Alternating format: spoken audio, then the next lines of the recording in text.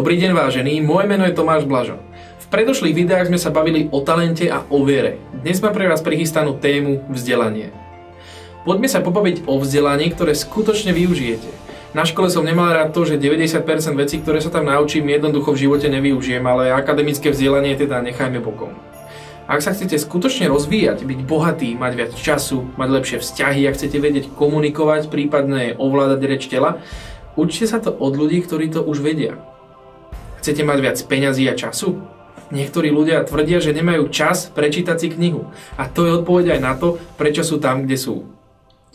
Zoberte si, že človek, ktorý je miliardár, má niekoľko desiatok firiem, vedie tisícky ľudí po celom svete a neustále cestuje, má čas napísať 300-stranovú knihu o tom, ako mať viac času a byť bohatší.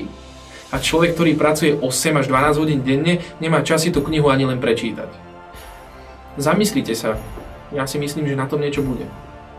Ten miliardár vie niečo, čo my nevieme a píše o tom knihy. Môžete chodiť na prednášky, na webináre, môžete osloviť úspešných ľudí a komunikovať s nimi. Je množstvo spôsobov, ako sa môžete vzdelávať naozaj kvalitne. Mimochodom, na túto tému sa podrobnejšie vyjadrujem aj vo svojej knihe 6 návykov úspešných osobností a píšem o nej aj v januárovom čísle magazínu The Vision. Nechcem týmto samozrejme očierňovať akademické vzdelanie. Ak chcete byť lekár, právnik alebo podobné profesie, tak akademické vzdelanie je určite potrebné. Naozaj napredovať v živote však budete vtedy, keď sa budete každý deň vzdelávať spôsobom, o akom v tomto videu hovorím.